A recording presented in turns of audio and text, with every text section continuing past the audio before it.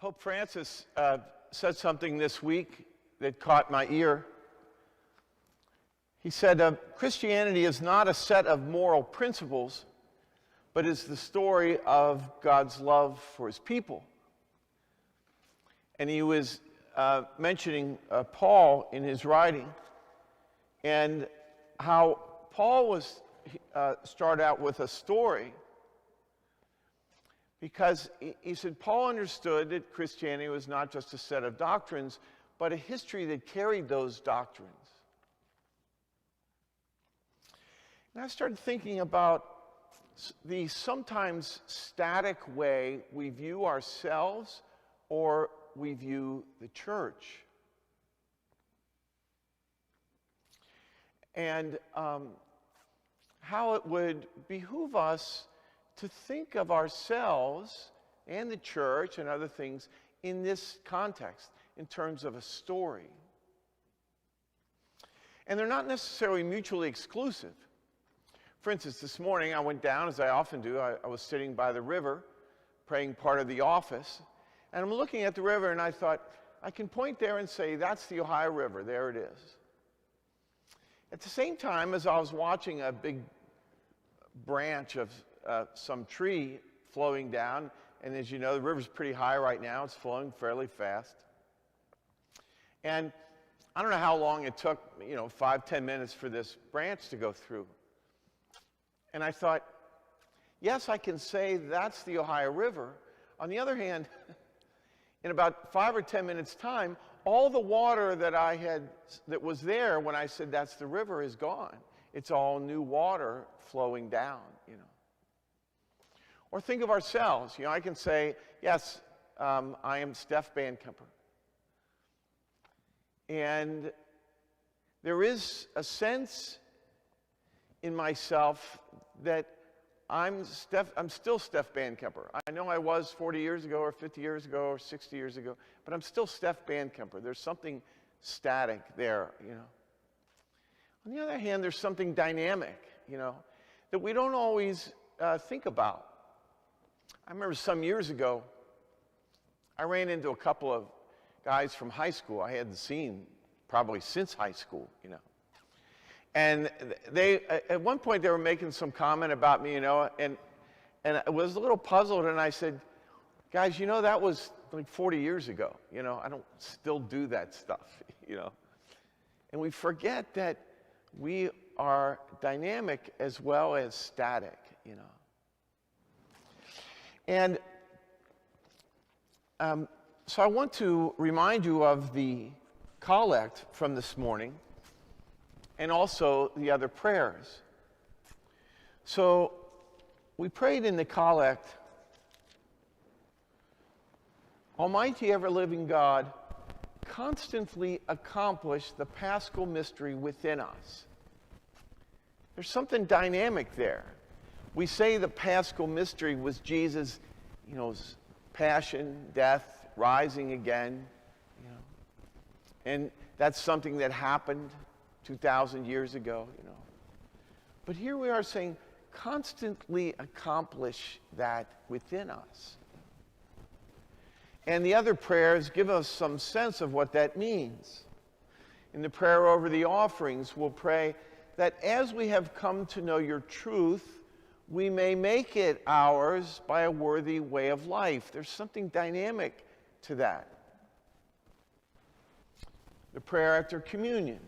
Lead those you have imbued with heavenly mysteries. Bam, it's happened. But lead them to pass from former ways to newness of life.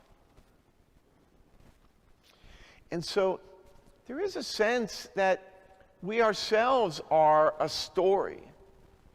Yes, I can say I met the Lord when I was 16, But that started a story, and maybe it didn't even start the story. Maybe that was just a moment in the story. But something has been flowing since then,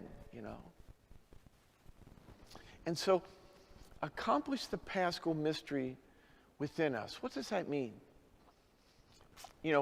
Pasch was a Greek word for Passover, And that dying and then passing from death into life has to happen within each of us.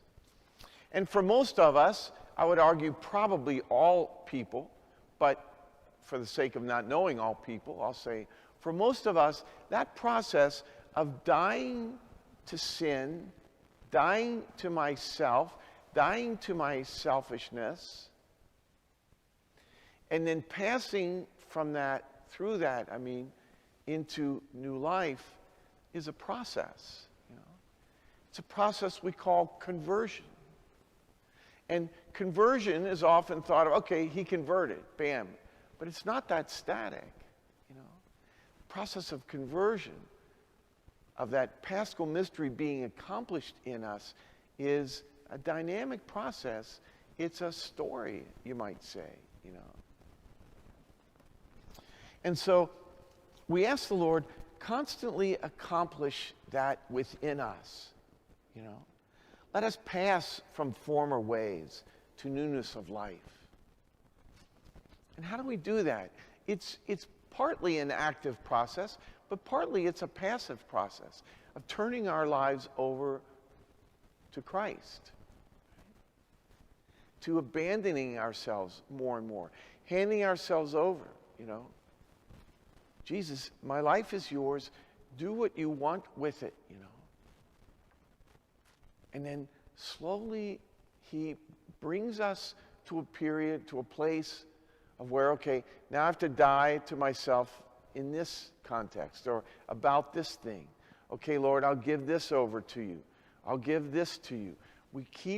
But as long as we're willing to keep dying, as long as we're willing to keep handing over our lives to Jesus, he will continue to bring us to newer and newer life.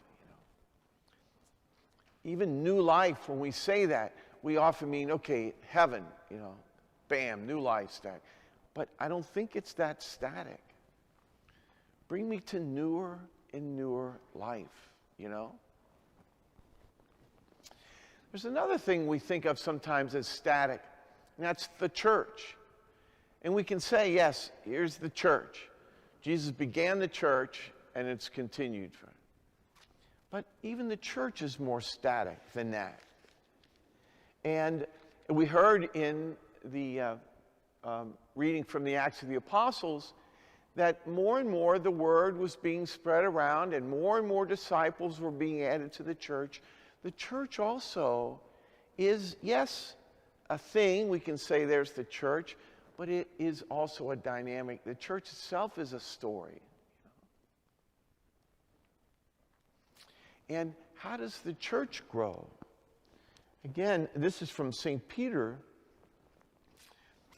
Partly it's an active process, but partly it's a passive process. It's a letting go and a giving to Jesus. So Peter says, beloved, come to him and like living stones, let yourselves be built into a spiritual house.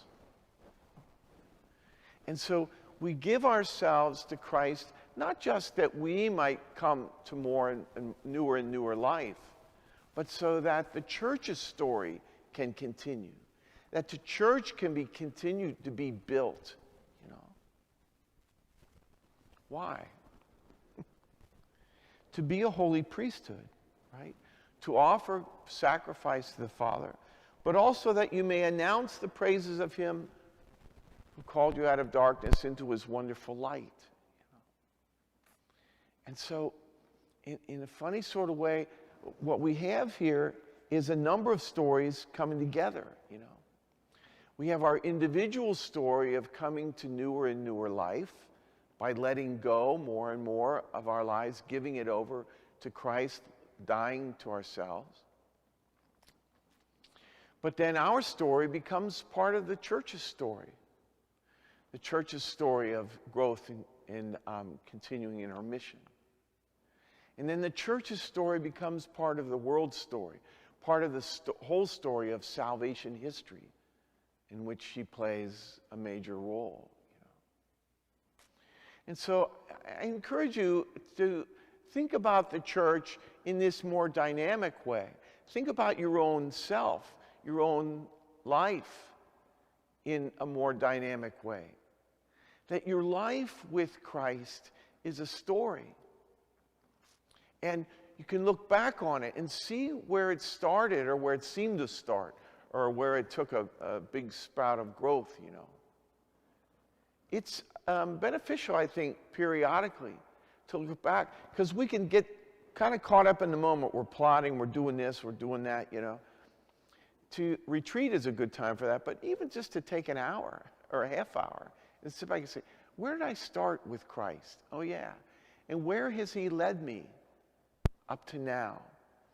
It gives a better sense of he's doing something in my life and with my life. And so that doing doesn't stop now then. Once you get that sense of the past and where you've gone, you get a better sense of, okay, then the next obvious question is, what does Jesus want to do with me now? What does he want to do in me, you know, and through me? Where does he want to take me? And as we look back and see, you know, I had to die there, but look at the life that came from it. You know, then it makes it a little easier to let go now and say, okay, Jesus, I trust you. Every time I give you something, every time I die to myself, you bring me to newer life. And so I'm going to trust you and give you this thing too. And just like, you know, the river kind of moves along, you know, so we can see that our life is like that as well. And we might get more excited about our life and what Christ is trying to do. We might be more hopeful about the future because as I look back on my own life, I see a lot more things that I let go of, and I was just fine to let go of them. Jesus took care of me, and he made good come out of that, you know. And so let me let go of more things and more things. And hopefully we'll get to a point where some of the saints were, where we just say, fine, Lord, take it all. Have anything and everything that you want, you know. Then we'll truly, if we get to that point, the Paschal mystery will have been accomplished in us, and we will be living the new life that Jesus came to give us.